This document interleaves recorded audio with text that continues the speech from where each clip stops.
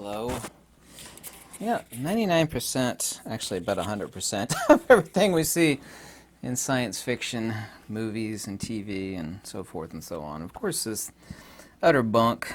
Usually they'll actually do consultations with people in astrophysics or whatnot, talk about something slightly plausible. I had to get my larger iPad this time. My other one, the battery's dead on it. Hey, just as a side note, look at this. This is a slip-in double-sided alligator cover for a MacBook Air. Didn't that turn out nice? Isn't that awesome? Check that out. Man, I gotta ship this to Australia. It took 2 alligator bellies to make this. It took an enormous amount of alligator. I'll edit that out of this video. Thinking about field travel, there's something called the rate of induction, or the actual hysteresis of the ether, and this is of course what's conventionally called C, something that has essentially zero mass, of course, well, that being virtually all light except for super high energy light. Cannot penetrate that of C, and I explained this in another video, which needs its own separate video on the so-called speed of light. That's the video following either before or after this one. But the notion of faster than light travel, of course we all grew up with Star Wars and Star Trek especially. They talk about, 5 times the speed of light. It's completely ridiculous. Light, of course, is not a speed, it's the rate of induction and hysteresis of the ether. But certainly so, not even the smallest grain of sand can be accelerated to this rate of induction that's called C. Therefore, any spacecraft, it doesn't matter if it's aliens, in some far-off distant galaxy or even in our own galaxy, which certainly has to have other life, can never travel faster than light. It's completely impossible, and people say, oh, what about wormholes? What about this? Those are extremely theoretical, and you can't pass a camel through the eye of a needle, nor something a billion times greater in the exact same fashion, which would be any size spaceship, faster than C, which is the rate of induction, which is what people ignorantly think is the speed of light. But how could it be true? We know, at least those people with a half a brain, know that, there have been backwards engineered craft, and they're certainly not, from this solar system, obviously so. If they're from another's, how could they actually get here? And the answer is really simple, and it's hyperlogical, and it follows everything of field theory. They have a couple different magnets here I'd like to show you some. And I know not all of these craft are saucer-shaped. However, the crew compartment where people would exist would have to be in the very topmost portion because of the nature of the way fields work, that if you were to drastically change the phase of the field upon accelerating to something close, say 95% of the rate of induction of light of a craft, which I can't see anything getting, right up against 100%. It's completely impossible for anything, even something the size of a grain of sand, much less any sort of spacecraft. But all the crew would have to be in the front, and it's the way the phase conjugate system works on a magnet. This is also, too, called the L'Amour frequency. It's also, too, called geomagnetic precession. Also, too, the phase disparity on any simple magnet is a proportionality on the North Pole to the South Pole of a rate of 1 to 5. This can be made much more hyperbolic, such that time itself comes to near vanishment, because time is not a thing, it's only a measure of magnitudes. What is actually blamed as the cause for this of relativity, which is not, is something called electromagnetic retardation regarding GPS satellite correction. Yeah? And this is what the people of quantum and relativity hang their hat on. But it doesn't support relativity at all. It actually supports the nature of fields and what's going on in fields. It's the same reason why seed exposure is radically different on the water molecule. It also, too, explains why it's different on living organisms. And this is also, too, the reason why there's a red shift and a blue shift. I could look under any magnet underneath the ferrocell and actually see there's a redshift on the North Pole side of a magnet, or there's a blue shift on the South Pole side of the magnet. It exists at a proportionality of 1 to 5. You cannot see that relative, I don't see if I got it here, the plane of inertia. Here you can actually see the cross-section of this cube magnet where the plane of inertia exists right here. Now, this is a simplex polarization on this neodymium iron boron in the shape of a cube magnet.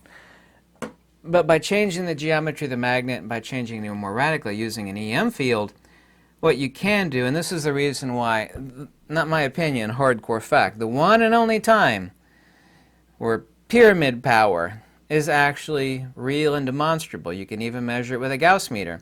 There's even a guy on YouTube called George Mizell. I know the guy. Talked to him more than a few times. Called Super Magnet Man. He used to be the largest distributor of magnets in the United States. He's since sold off his business to another entity, but he sold these, and I actually got these from him. And he creates, for experimentation, these special pyramidal-shaped magnets that are used in Hallback arrays for medical experimentation. They're planned for theoretical powerless MRIs, where you could actually use a Hallback array of pyramidal magnets to do magnetic resonance imaging in, say, third world countries. And here you can see the plane of inertia when you actually take a magnet and shape it like a pyramid. This has to be made in 2 pieces. The reason why is because you can only magnetize these magnets to a certain thickness, and that's the reason. You could make a pyramid magnet one shaped like this, but it wouldn't be that powerful. The actual magnetic flux here, measurable with a Gauss meter right at the tip, is extremely high. Extremely high. By making a magnet pyramidal shaped, you're actually able to change the Gaussian flux. And this is also no different than if you were to have a water balloon. Make sure you don't get it near my computer. Able to squeeze most of the water in a water balloon without it bursting towards the very, very, very far end of the tip, where there's no water at all in, say, 80% of the balloon. You're squeezing it all out right to the tip, without it bursting. And this would be the extreme example of actually altering time. And I'd like to get to the important point of this, is that we don't have faster than light craft, we have sub-time craft. And it's hyperlogical, it's easy to explain, it's not theoretical, it is not something fantastical like wormholes and other radically hyper theoretical garbage that you see in science fiction and talked about by these these less than highly intelligent people in quantum. You're able to see it right here. Now, the middle of the magnet on this pyramidal magnet, as far as the mass, would be right here. When you actually make a magnet like a pyramid, what you're doing of the magnetic field and the ultimate Lamour precession of the flux of the magnetic field, and also to the resultant dielectric, is you're actually radically shaping it. It's basically like a fireman's hose. I don't know if you know about a fireman's hose, but the tip of a fireman's hose is shaped like a conical towards the end, the brass piece. And this takes normal high-pressure water, and it makes it really high pressure, so you're able to send water up to the upper stories of a building to put out a fire. So a pyramidal shape is exactly like the conical brass nozzle on the end of a fireman's hose. You're able to see this using this magnetic viewing film here too. You'll see the plane of inertia on the pyramidal magnet is, I know you can see that white line right there. If I could see it, look at the back of my camera, is right here at the bottom. That changes the Gaussian flux of the magnetic flux of the magnet by changing the shape, and therefore the resultant geomagnetic precession. This is called the Lamour frequency. Look up Lamour frequency if you want. Such that the magnetic flux is insanely high right here at the tip. Interestingly enough, this is no joke, if you ever get your hands on a pyramidal magnet, without touching your skin, you can actually feel it on the most sensitive parts of a human body, are actually like the tip of the nose and around the lip. It feels like this slight electrostatic charge because the magnetic flux is so incredibly high here. Getting back to interstellar travel, and, because any living creature, even if they live to be 200 years old, or even, say, 300 years old, you're not going to live long enough to travel to other distant inhabitable worlds. But, the crew quarters would actually have to be at the absolute apex of the point or the vector of travel, because the phase disparity would be such that you would experience time the further towards the distance to the base of the craft to the rate of induction such that you would actually undergo hypertime. But you would actually undergo subtime at the very apex of the craft. The reason for this, and talking about the plane of inertia, that was the most simple example, is the phase disparity of the magnetic field when you actually change the geometry. Now, if you're actually traveling, say, 90-95% of the speed of light, which is not a speed at all, rate of induction or hysteresis of the ether, you actually accelerate to that point. Time, one thing these folks of quantum have right is the faster, they all say this, and they are right about that at least. Faster you get to see, or the so-called speed of light, things slow down, time slows down. This is the reason for GPS satellite correction. This is the reason for a lot of stuff. But it's actually called electromagnetic retardation. It's specifically dielectric and magnetic. But as you approach these, time slows down. But if you're able to change the field geometry of the craft, what you would be doing is you're not going faster than c. No physical craft could go at c, much less magnitudes or multiples, multiplicatives of c, like 3 times the speed of light like they have in Star Trek. But what would happen is that you would say, for example, travel 100,000 light years but only experience 1 light year. Now that is amazing. So you would have 1 year or less of experience. You say you're put in some form of biological stasis. That means your time to travel would be, say, less than a year. Say, of course, I don't know what the point A from point B, some alien or future human beings would be, but we wouldn't have. See, science fiction, they keep talking about, we're going 10 times the speed of light, Captain. They have it backwards. All of that, of course, is science fiction and theoretical. Garbage, we're never going to travel faster than, no physical entity of any magnitude, anything larger than a grain of sand, even nothing that large is going to travel c, much less multiplicatives of c. But what we're going to be doing is not traveling faster than the speed of light. We're going to be traveling sub-time. And that is demonstrable. It's based upon fact. It's based upon the Lamour frequency. It's based upon geomagnetic precession of the magnetodielectric field. By changing, of course, you're going to have to accelerate to that point. Of course, there's a million ways for a craft in space to accelerate, obviously so. But once you get to as close to c as possible, I don't know if that's 90 or 95%. It could be something, upwards of even 98%.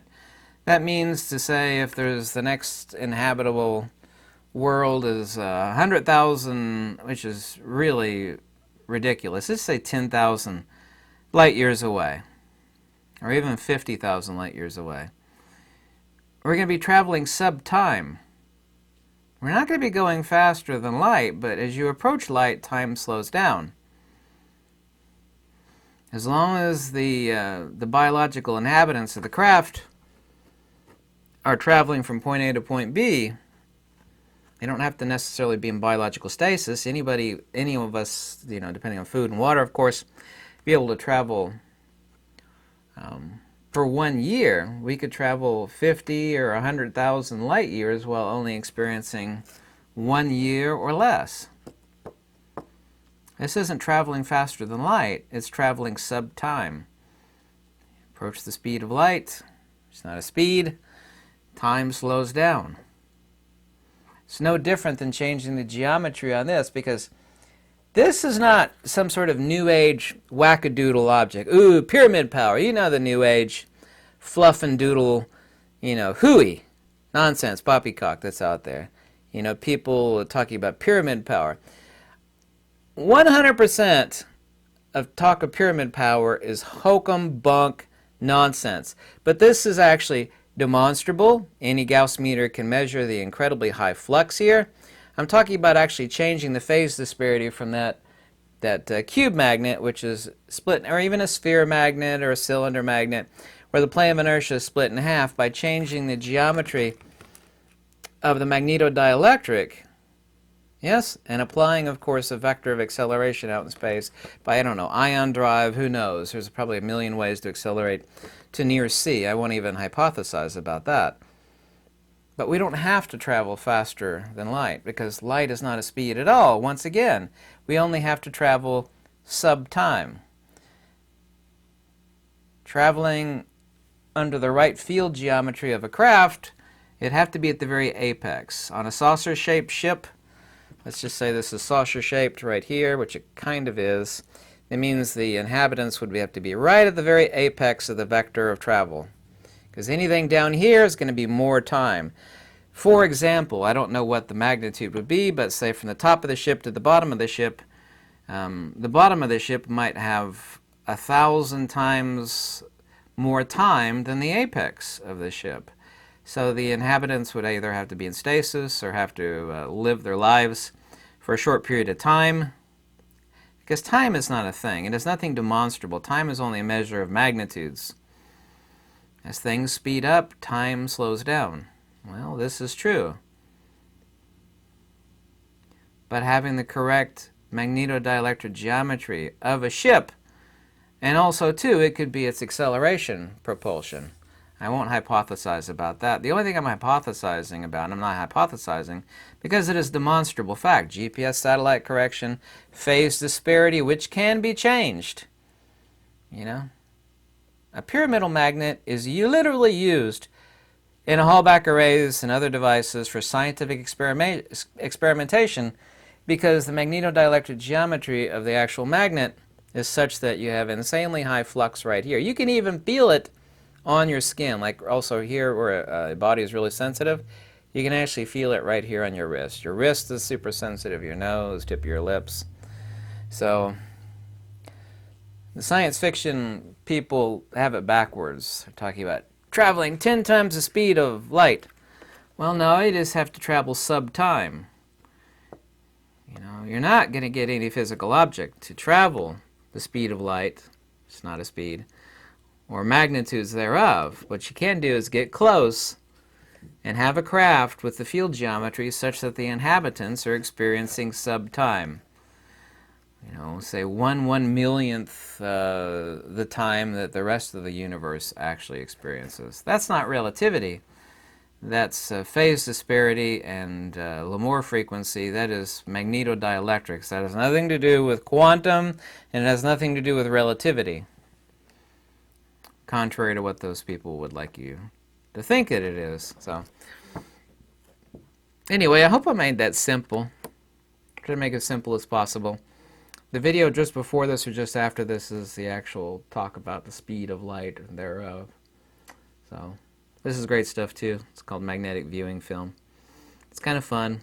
It's laminated in plastic. It's really useful. You can actually all see all the magnets that are in the cover of this MacBook, this iPad Pro here. Thanks so much for watching, and goodbye.